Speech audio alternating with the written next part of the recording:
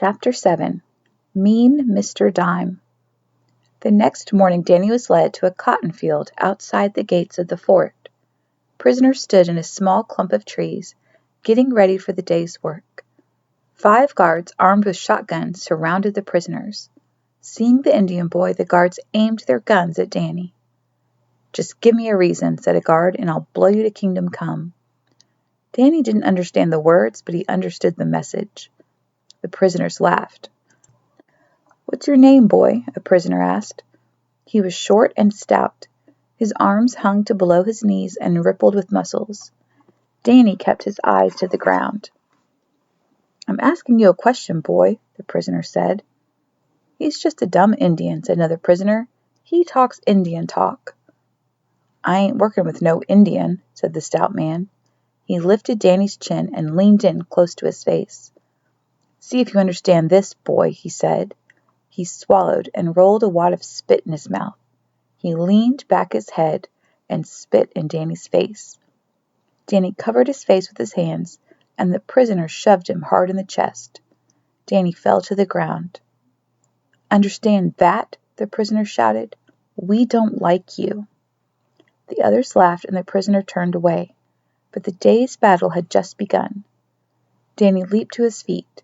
While the guards and prisoners watched, Danny snuck up behind the bullying man. He tapped him on the shoulder softly. When the stout man turned, he showed surprise on his face. "Well," he said with a sneer. That was all he had time to say. Danny bent his knees, crouching low and clenching his fist.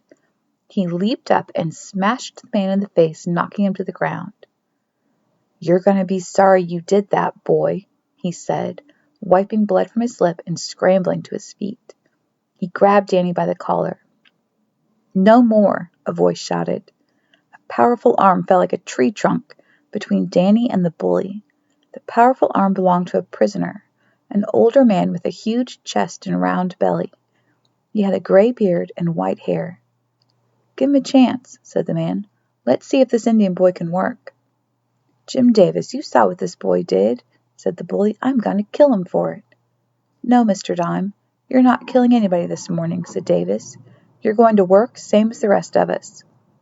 "You better listen to him," said a soldier, nudging Mr. Dime with his rifle. "No more fighting today. It's time to work." Mr. Dime shook his fist and gave Danny a long, mean look.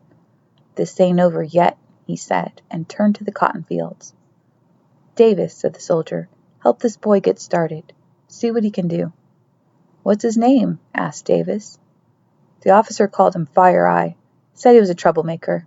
Didn't take him long." "Well," said Davis, "the boy didn't start it, but he sure picked the wrong man to fight." The soldiers moved to the fields to guard the prisoners. Davis turned to Danny, who was leaning against a tree and staring at the ground. "Fire Eye," he said. Danny didn't move. "That's not your name, is it?" Danny said nothing. Davis picked up a hoe and took Danny by the arm. "Let's get started, son.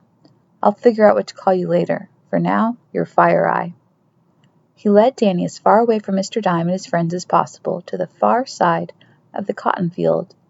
He finally halted in a patch of thick weeds at the base of a hill. "Here," he said, "watch what I do." Davis grabbed the hoe by the handle. He cut a new row into the hard, dry ground and then yanked out the weeds by the roots. After 5 minutes of hoeing, he tossed the hoe at Danny's feet. "Your turn," he said. "Give it a try." Danny picked up the hoe and continued cutting the row Jim Davis had started. He didn't look up. He went about the work as if he had been doing it every day for weeks. He pulled the weeds, shook off the dirt from the roots, and tossed them in a pile. Davis wiped the sweat from his brow and smiled. "I believe you know how to work, son," he whispered to himself. Davis looked across the fields at the other prisoners. They were leaning on their hoes and talking. If a soldier hollered, they returned to work, but as soon as the soldier turned away, they stopped. "We could all learn something from this young man," Davis said.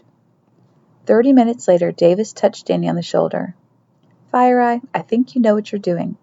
I'll get another hoe and start at the far end. Meet you in the middle." Danny said nothing, but he saw the smile on Jim Davis's face. He nodded and went back to work. He watched as Davis began hoeing at the other end of the row. "We will meet in the middle," he thought. "I like this man. I acted like a fool, and he saved my life."